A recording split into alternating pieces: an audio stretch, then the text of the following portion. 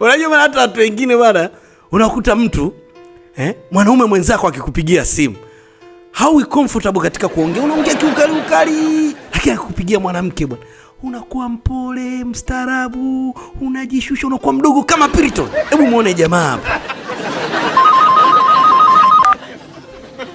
Kaka vipi? Wewe, huu muda gani unapigia tu simu? Huu muda wa kazi. Wewe mwenyewe unajua huu ni muda wa kazi. Unatakiwa mwachie mtu afanye kazi. Afu tena sasa hivi tena unapiga simu. Ikifika mwisho wa mwezi utataka kuomba hela. Wewe mwenyewe ndio utataka kuomba hela. Lakini sasa hivi unaanza kusumbua watu. Maana yake nini?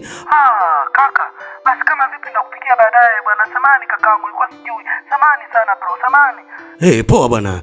Siku nyingine watu wengine mara sijui vipi unapiga tu simu ovyo tu bwana. Nani tena huyo?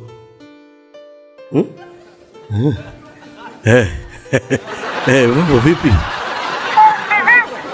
Safi. Mbona umechelewa kupokea simu yako? Samahani, kuna kazi fulani hivi nilikuwa naifanya hapa. Basi nikuache nikupigie baadaye nisije kukusumbua. Unajua kazi muhimu. Hapana bwana, unisumbui bwana. Hamna bwana, potezea tu bwana. Bila wewe tena rafiki yako kwanza bando lipo bwana. Kama vipi hauna salio la kutosha?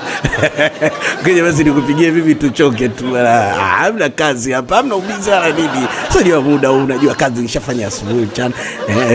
Ngoja basi nikupigie vipi tuongee vizuri mpenzi wangu.